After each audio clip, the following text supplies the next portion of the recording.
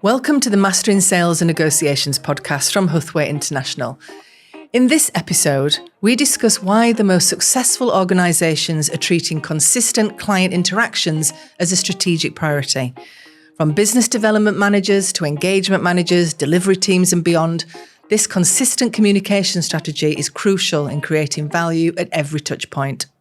Our guest, Myles Davidson, Head of Sales EMEA at Zühlke, has spent his career understanding the evolving roles of customer-facing professionals in order to create unified communication approaches that result in a successful overall sales focus. So let's hear what Myles has to say.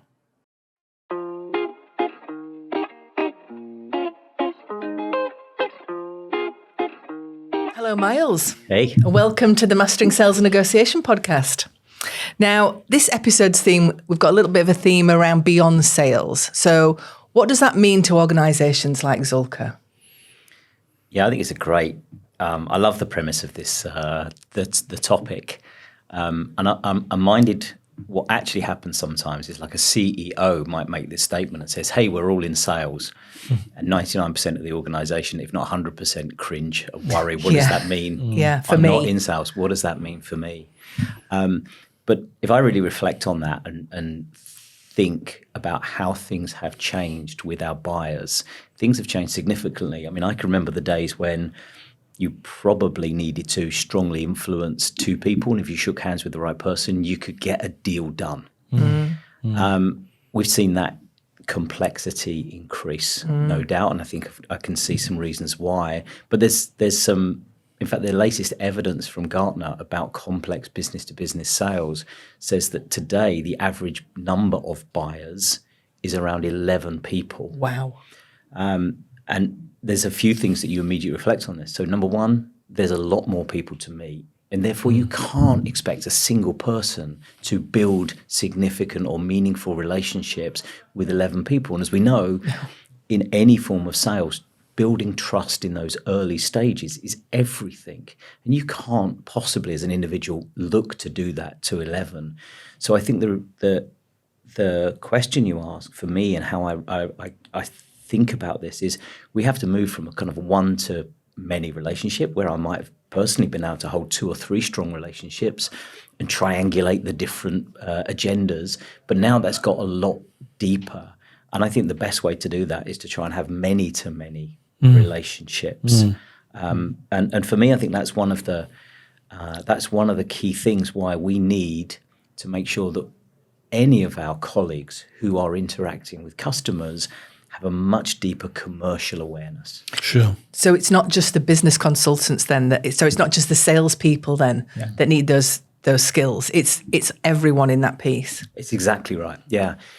And because actually it's the non-sales people who spend the most time with our customers. It's certainly once we're underway and we've mobilized and we're doing things. I mean, we're a technical and innovation consultancy. We're very good at having agile methodologies, and that means we love lots of get-togethers, retrospectives, show and tells. And these are brilliant opportunities to build relationships and grow relationships. So there are people on the ground who are really positioned to hear other opportunities, pain points and challenges. And therefore, if these people have that commercial sense of awareness, even know to bring that back maybe to an account leader or a client director, we're getting so much more rich information. And then the next step is really enabling and equipping some of these consultants to actually feel like they can carry a commercial conversation. Because some of those people are real specialists, aren't they, in their field? So you've got to be brought into these projects. Absolutely. And in fact, they're very specialists and they're often used to going really deep on a topic. So I'll give an example. We have a lot of people who have wonderful job titles today: data scientists, data engineers, data architects, just to look at one tiny branch of capability. There was a wonderful example where one of those data architects, who just by nature is wonderfully curious, and that's the really good thing, actually. A lot of these consultants are professionally curious. And I think the small tilt of enabling, and this is someone who has definitely been through the spin sales training, has worked together as part of an account team, he took it on himself to have just to have a breakout, have a cup of tea with the product owner. And apparently the first question he asked is, I just want to make our team is aligned to your business value. And he said that opened a conversation for about 40 minutes. And he got a much richer picture of the business environment. And he took it upon himself to share that to the wider team. And that is kind of almost invaluable. Yeah, absolutely. Yeah. And having that language, common language between the people who are sales and the people who are non-sales but do have customer-facing responsibilities or opportunities is important. To what extent is that kind of formal versus informal, that many to many? I know when I've worked with consultancies in the past, it's always been quite traditional that, senior partner goes to meet CEO and, finance chief goes to meet finance chief, and there's a kind of matching off, there's a pairing off thing. It's a bit like organising a football game. But actually it seems to be a combination of both formal and informal in the way that you're operating. What challenges does that present in terms of keeping tabs on who's seen who and what's going on, where's the information, what's the flow of information, how is those insights moving through the organisation? Yeah, I completely agree. That laddering and let's get the C-level to talk together, still happens today, I'm glad to say, and it's still really important. But for me, that challenge comes back to that number. I mean, if you are really dealing with 11 groups, the chances are you might not even meet all of them, and they're not sitting just in the traditional procurement, CFO, executive branch. We discuss a lot, and I'll come back to that formal versus informal. We discuss a lot, though, how can we get to some of the unmet needs that might not surface through the traditional way of working? Yeah. And today, that could be someone in the sustainability. Could be one person who's to do with sustainability. It could be someone who's deeply passionate about QA on a project. And if that person isn't spoken to, we found out painfully, the scar tissue is here, where we've ultimately lost an opportunity because we never knew of an unmet need, and therefore we didn't have a chance to satisfy that. So the challenge is the traditional laddering of setting up a meeting, getting the CEO or the CFO. I think that's well known by everyone, but again, to this point, and the executives know how to behave. I can put my CEO in front of any CEO, and I know that they're going to build the right level of relationships and the right level of follow-up. But now we're asking consultants this isn't their day job, to really try to meet, to understand the customer's requirements with a commercial mindset on. And this is definitely something that doesn't happen overnight. And actually, some colleagues, it works really well with. Others still repel and find it very difficult. And in terms of those, the salespeople, because you do have, an account manager who's responsible for that account, or multiple if it's a series of different functions within a business. How do you help them to manage that as well? Because we've all worked with salespeople, which is keep away from my accounts, salespeople. That's mine. Leave it alone. So I guess there's two things in there, isn't there? There's the how do you manage that kind of slight reluctance to let these people in, and secondly, how do you ensure that there's a consistency across those relationships? Yeah, it's a really good question, and there's also the difference between the new customer journey who you might be bringing in and versus the customer we might be working with for a year, and now we're going to grow that account.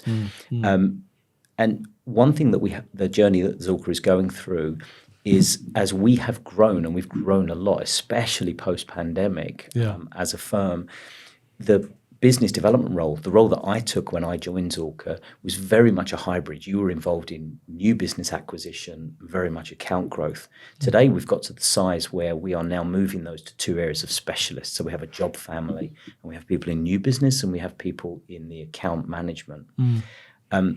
What I will say on that question, if we take the account management, or what we call our client partners or client directors, I think one of their real skills is being a leader within that team, absolutely ensuring that we have very deliberate and specific strategic meetings. We have account growth, and we have developed something called the account development framework. And even that, we use internal training and onboarding.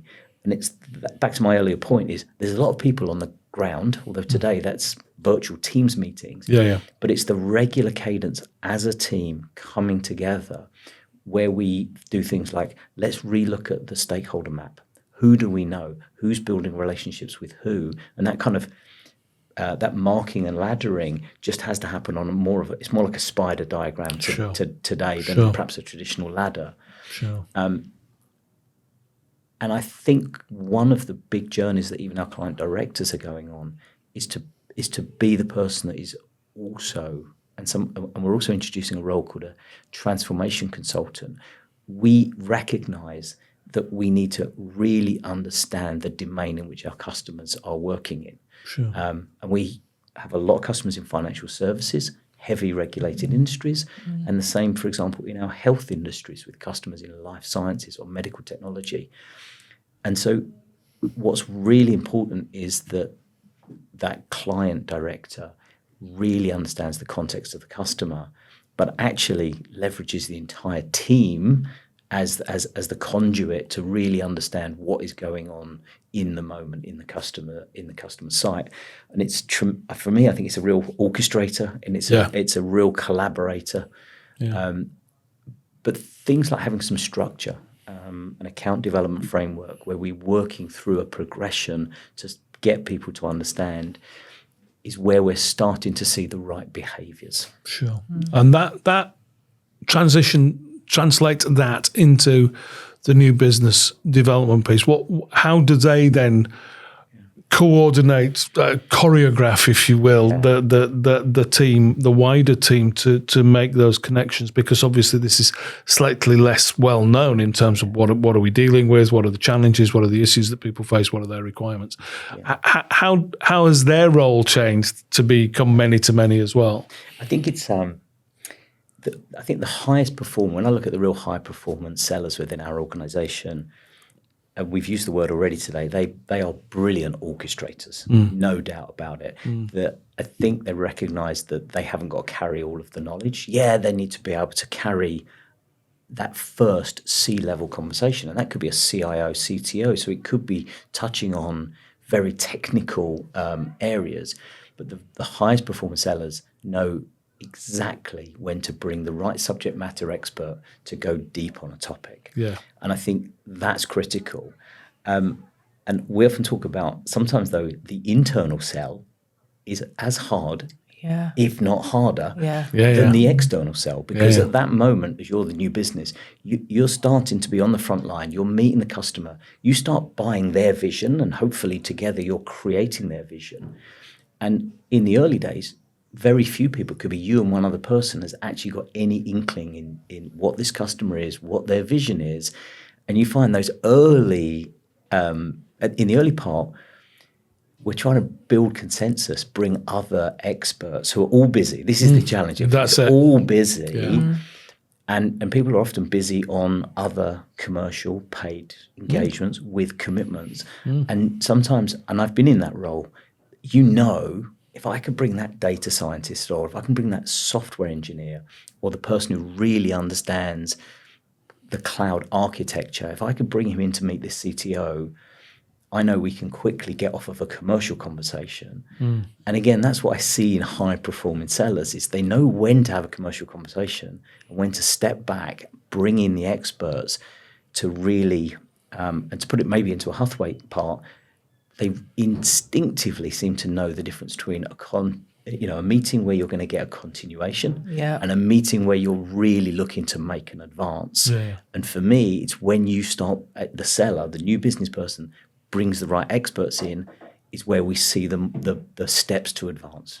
And that's really interesting in terms of recognizing the timing, but clearly just picking apart what you've just said, there's clearly a role to release that resource. I'm guessing quite a lot of the resource that you're wanting to bring in are fee earners. They've got all sorts of, they've got their own targets and goals, and not least of which deadlines around projects, et cetera, et cetera, et cetera. So you've really got to sell back into the organization the potential value of this. And I can imagine there are occasions when that feels in and of itself like it's kind of hard job to do, harder job, as you mentioned, than selling to the client. Yeah, it absolutely is. It's exactly that. We've got these high, they're generally speaking, incredibly in demand consultants. Of course. And that's what always happens. We may have 100 people in a role, but typically you end up finding a handful who are the real leading lights, the people who somehow have that beautiful way of taking complexity of technology domain and can sit and translate that into business value. Those people are all of our sellers gravitate to typically to their favorites or people who are in high demand. The internal sale, I think what then becomes important is that we really are qualifying every opportunity properly. And one of I think the biggest helps here is when we're looking at an opportunity and we bring some rigor to it, we try to do that in a quite open forum. So there might be two people presenting the case. Sometimes there's a panel who are challenging. But if it's quite quick, quite obvious, this is a great fit. There's a company here with significant purpose. They've got the budget. We're talking to the authority. It quickly turns into, well, what level of investment do we need to make? What do we need to do? And we try to also get executive support where needed to free up time and free up blockers. But I say honestly, for all consultants, it's one of the biggest challenges investing in pre-sales, because at the end of the day, the industry average might be you would win 1 in 3. So you always lose more than you win. So you've always got that concern. Someone said, well, why should we invest time in this when I'm already deeply involved in a project? It's ever thus. And there's and that's why I say sometimes I think the internal sale can be as hard, if not harder, than the external. Exactly. And have you had some people that have sort of grown into the role? They've grown into being more of a strong commercial contributor? Any people that really stand out that didn't see themselves as a salesperson before, potentially? Yeah, without a doubt. I've seen people that have either really repelled at first. And in fact, that's definitely one part of it. Let's face it, people have their mental model of what sales is. Why is it that with sales? It's so interesting, isn't it? It just is. You're right. Maybe it comes from the car sales part. And there's a lot of statistics out there that people would like to buy a car without engaging with a rep. And you've seen manufacturers, Hyundai have tried it, where they have maybe some brand ambassadors, but they're trying to make it that you can deal with, you can buy the car without interacting it. And then, of course, Tesla come along and prove it's possible, right? So it's the genie's now in the bottle. And so I think people have these fears of what they think a seller is, and they have their own views of where their skills and capabilities are. But to your question, immediately what comes to mind, a colleague of mine, Dave, who's going to hate me referencing him. I shan't say any more about his name, but he'll know exactly who that is. There's more than one Dave at Zühlke.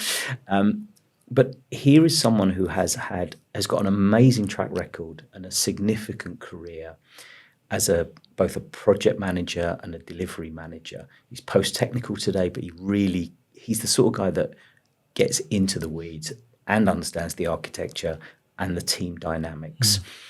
And I have seen him take on some of our most complicated and complex projects against deadlines that seem impossible and priorities that are constantly shifting for a customer. And I've seen the way this guy's skills at bringing people together. Right. And frankly, he's a phenomenal negotiator. But if you point that out, he repels from that idea. He's just naturally good. Yeah, he just understands how he's got to get everyone on the line, and he's not got a fear of saying no, and he will stand behind his convictions. And what I've learned working really closely with Dave is his preparation.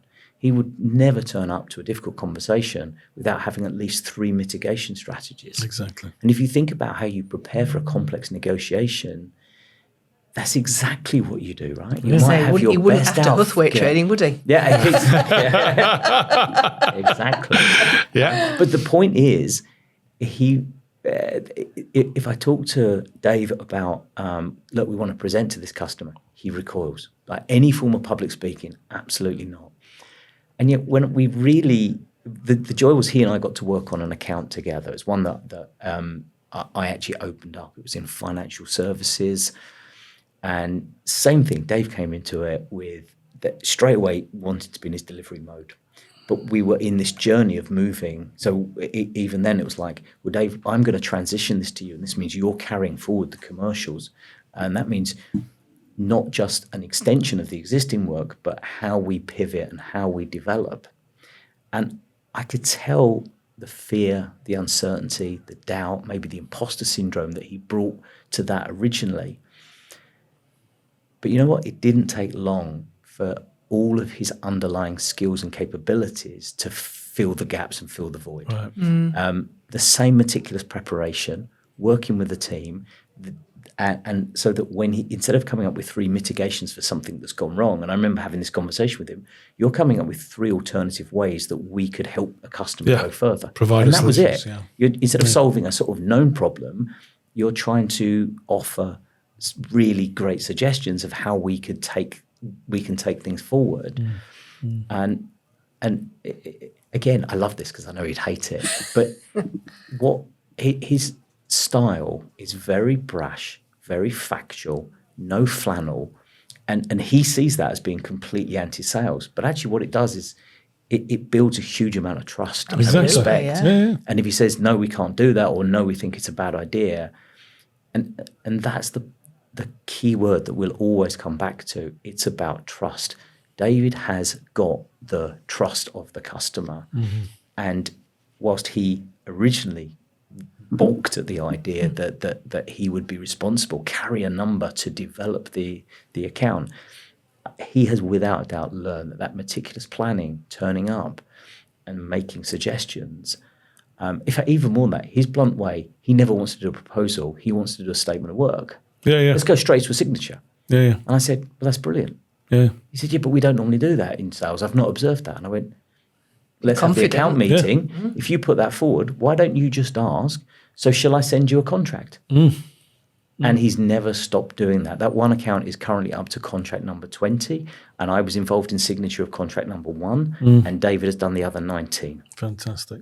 And you mentioned there that that's a financial services business, and given what you do, you're in the world of IT, you're in the world of security, you're in the world of data management, you're in the world of all of those, movement to the cloud and all the rest of it. I can imagine that opening up an account and continuing to supply an account which is in that heavily regulated, shall we say, nervous industry in terms of recent events. Absolutely. That must have a hell of a long sales cycle, to put it not too complicated.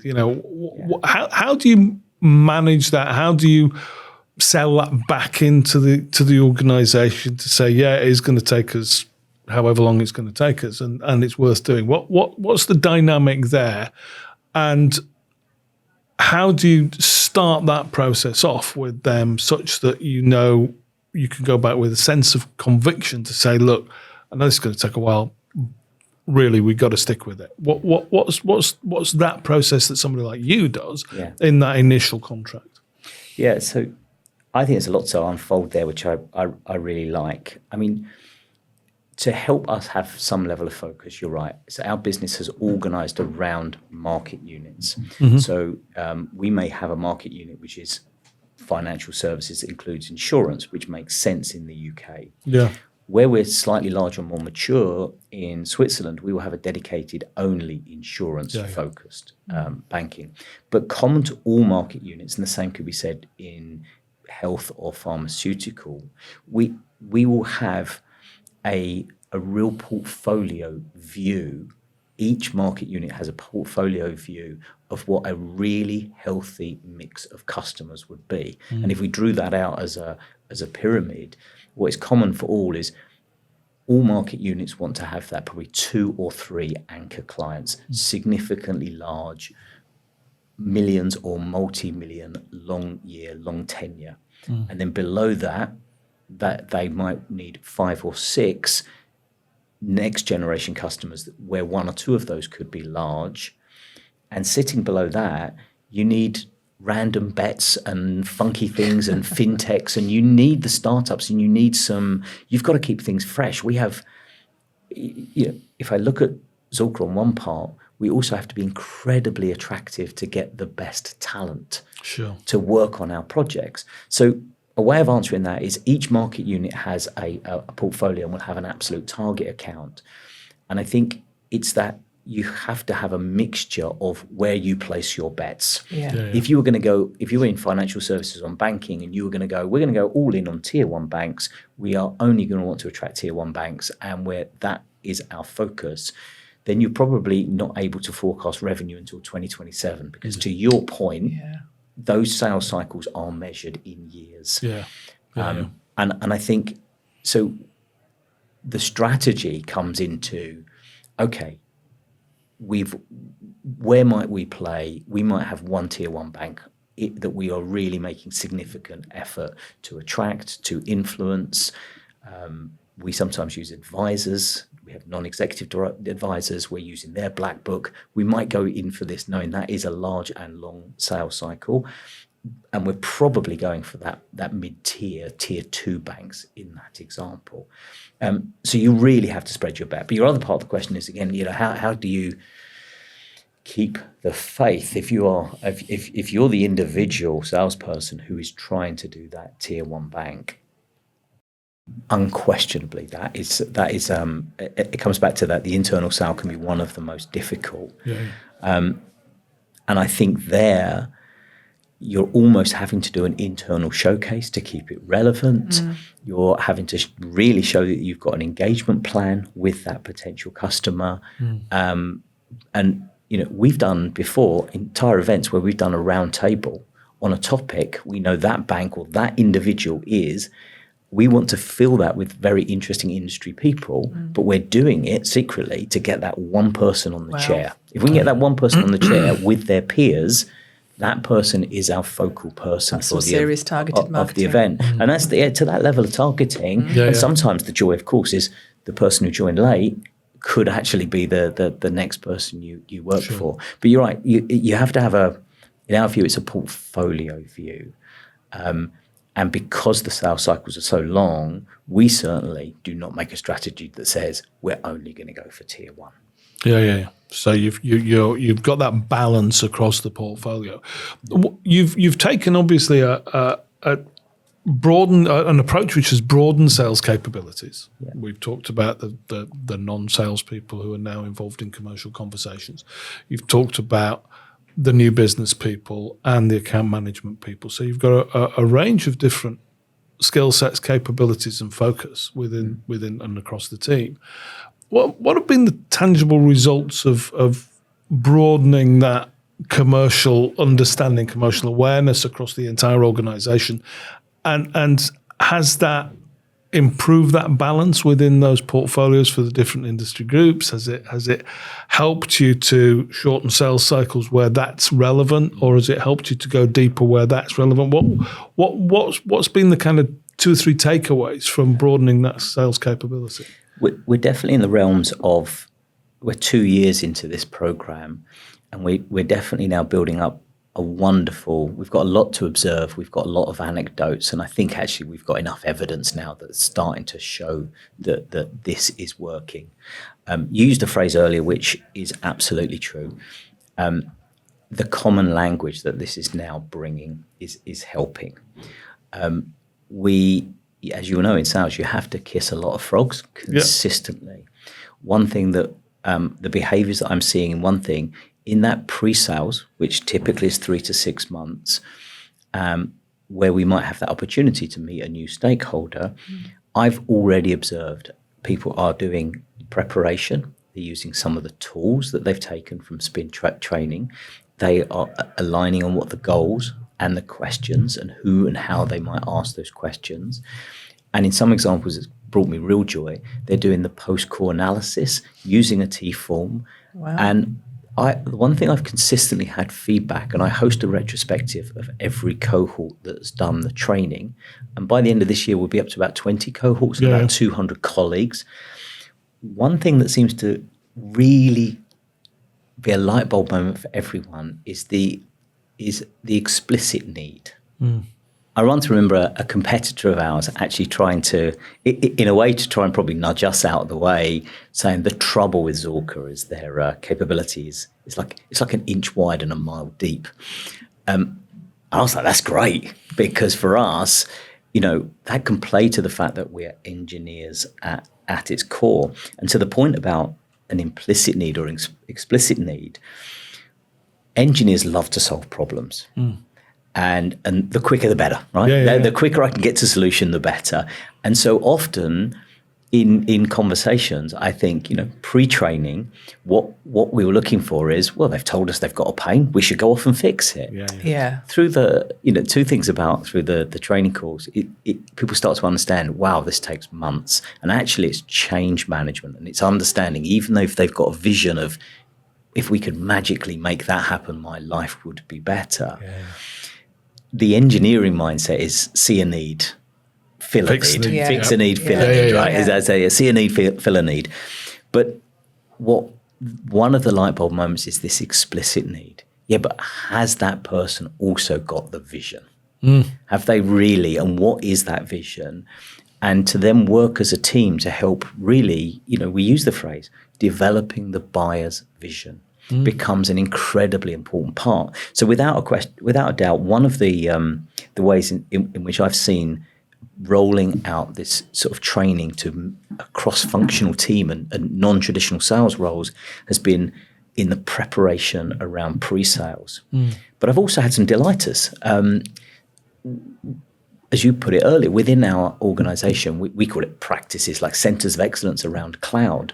And I've seen teams putting together very specific offerings of where we've solved a problem multiple times. We're recognizing that as a pattern. We're presenting it as a blueprint, which is great. That's enabling the sellers. That's what we need as a seller. We need this constant. We have a quest for so many assets to keep talking to the customer. What started happening organically is there is an internal version of that pack with the kind of the battle cards or the cheat sheets. And I've started seeing coming up with very specific spin questions related to the offerings, which just started happening, seemingly organically. And I can see now this is starting to get into the mindset and it's getting a wider adoption. Yeah, and that balance between saying, well, look, we've now got some building blocks upon which the consultants can really go further and build that requirement, understand that explicit need more deeply, develop it, clarify it, extend it. That doesn't become a script, doesn't become a kind of, here's a product that we've now developed because we've done it so many times for other people, have another one of them because you're just the same. Because that's not a very compelling sell. No. And actually it doesn't play to your strengths as an organization. You're engineers, you're people who build stuff, who create systems, who solve problems for people. Churning out the same thing all the time is not the same as sharing experiences such that you've got a better foundation around what the team and the organization could do. I think that's terrific. Has there been any understanding from the clients that the way that they are being approached by this many-to-many team that you've now assembled has changed? Has there been any feedback from them about actually doing business with Zühlke is? Actually, the got a couple of really good recent examples. You probably expect we do sort of net promoter score surveys with our customer after every major engagement, and we've now, on the build up to asking the magic score, how would you rate Zühlke from that kind of 1 to 10, given 9 or 10 is you would recommend us. We make sure that we have a good half an hour conversation with the customer with various questions, and we specifically now ask questions around our project governance, but also our account management, and we frame those questions around: do you see that our account management team are bringing value to your business over and above the job of delivering a project? And we are noticing, and I review all of the answers that come back, and I sit on some of them, and occasionally I will just jump in and run one of these. So We make sure that someone else is asking the questions to the customer, so it's not just the teams. And I definitely have got evidence, and I'm hearing more, where people are really valuing the account management and the fact that we're moving them more to quarterly business reviews, and they're becoming also more strategic. And a lot of this is happening because I think they're getting not just more touch points, but they're becoming on point, very much aligned with our client's business and their strategy. So I think that is, we're really starting to see some evidence that the teams are adding value. And again, a consultancy like Zühlke has to add value because we never want to be in the commodity business. Now, procurement love to have us in the commodity bracket because they want to compare our day rate with someone else and they want to buy on day rates. But that's where we want to fully align our proposition, that we want to be accountable, or at least co-designing an outcome, a business outcome with a customer. So it's a much more, we have to be much more business savvy in how we work with our customers. Otherwise, we're supplying resources, and that's something we just would never do. That's not our business model at all. Yeah, absolutely. So for leaders then that want to sort of enable their wider teams with sales training, would you have any advice for them? Yeah, I can say, I think, hand on heart, what really worked for us, before we dived fully in, we made sure we ran 2, or actually from memory 3 cohorts. We also had a pre-pilot where I joined and some of my leadership team joined, and some representatives. We brought people in from different disciplines. The feedback to almost the pilot 0 was the first round of spin. There wasn't enough context reliant to Zühlke's business and our industry and our domains and our capabilities. So we iterated and learned from that. We worked with 1 or 2 of your trainers, and we started making sure that scenarios and examples were relevant. So pilot number 2, pilot 2 and 3, we really tried to mix it up and have very cross disciplines going through and getting feedback. So we had traditional sellers, and we also had people that are, again, the consultants who would never see themselves as being in sales. And I would say that pilot program for us, the fascinating thing was, without a doubt, the people who were most excited were the non-sellers. And to be fair, a lot of the sellers, actually, we have proponents of spin in our organization who have been in the business for more than 10 years. There are people who've run effectively internal spin training. So the good thing, there was already a grounding for it. But again, it had been for those who are sellers. So for someone who's experienced, been with our business for 5 years, they might have seen it as a refresher. But the real value for me, it has definitely been the feedback I have had from some of the consultants. And I love it when I get that unprompted email. And I remember there's a colleague called Romano who's in Switzerland. He is an out-and-out tech leader. He is a tech leader. He blogs himself. He's a tech leader. He wrote the most gushing email, which is so unlike him. He's this gushing email saying, "This probably is one of the most important courses that we do, and I would roll it out as far and as fast as you can." Excellent. That's great to hear. That's nice to know. Really good to know. Good stuff. Just finally, so we talked about sort of the sales behaviours that we've helped Zühlke with. If is one other commercial behaviour or mindset shift that you believe professionals, not just salespeople, need for the next few years, what would that be?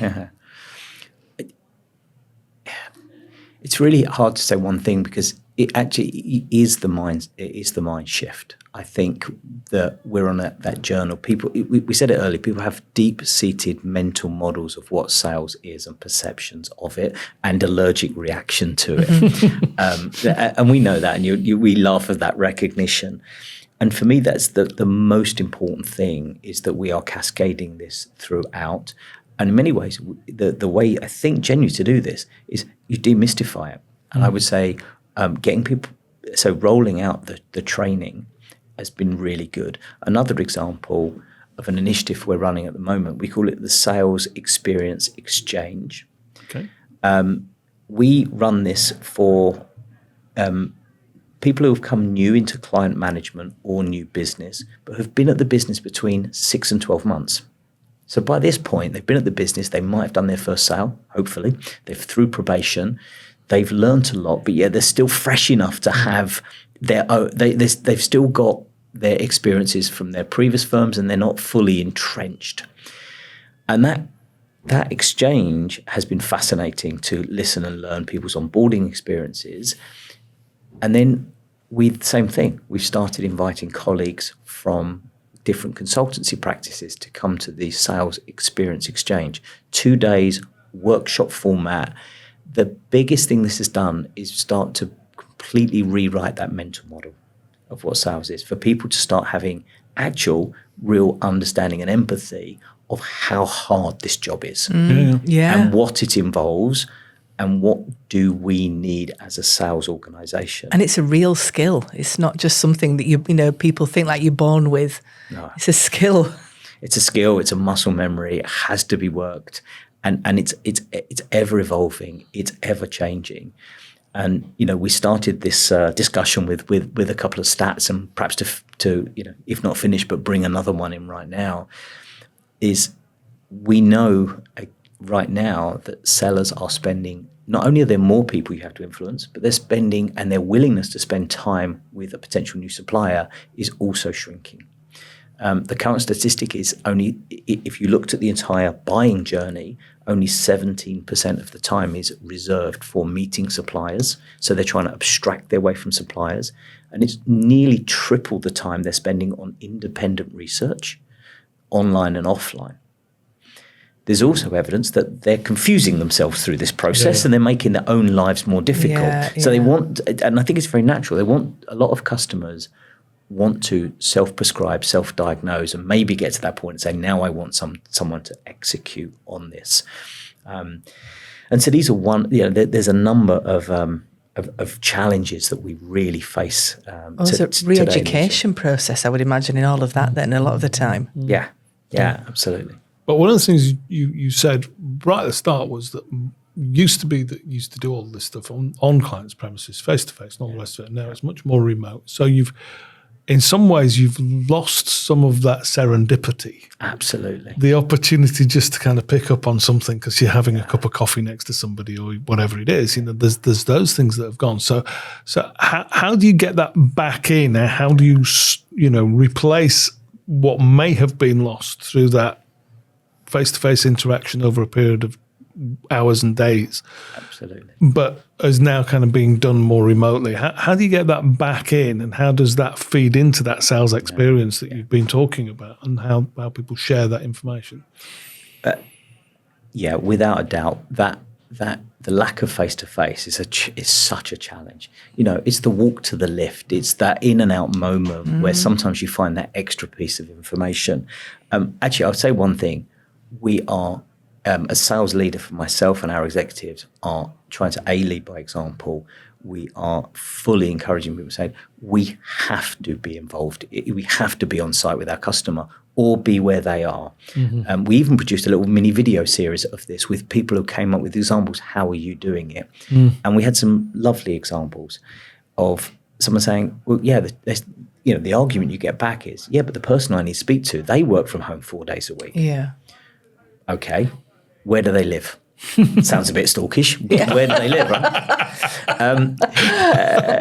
But actually what came out of such almost a throwaway line was, that's a good point. I know, and this was someone in Germany saying, well, actually I know where they live, and even more of a problem, the train station is under some disrepair at the moment. But they took it upon themselves, contacted them, said, listen, I'd love to drive out to you. Do you have a favourite lunch spot? Went out, made sure they had lunch with that person. And I think this is really important. I know we've just hired in an executive. She has shared a part. She was on garden leave for 6 months and said, but I had the partners of 2 of the large firms come and visit me at home. And I think it has changed.